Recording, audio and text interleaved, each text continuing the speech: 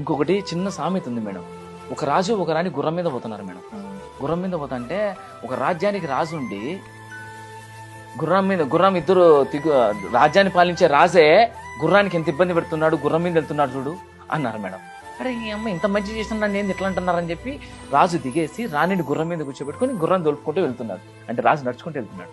కొంతమంది జనాలు వచ్చి ఏమన్నారంటే, ఒక రాజ్యానికి రాజు ఉండి రాణికి భయపడి గుర్రం నడుపుకుంటూ పోతున్నాడు చూడు, సో రాజే రాణికి బానిస్తాడు, మనమేంద్ర రాజుకు బానిస్తామా అన్నారు. ఇది చెప్పినా నాకు ఇబ్బంది కదరా అని చెప్పేసి రాణిని రాజు ఇద్దరు దిగి నడుచుకుంటూ పోతున్నారు. గుర్రం ఒకటి నడుచుకుంటూ వెళ్తాంది. గుర్రం ఉండి కూడా వాళ్ళు నడుచుకుని వెళ్తున్నారు, మూర్ఖులు రా వెళ్ళు అనుకున్నారా?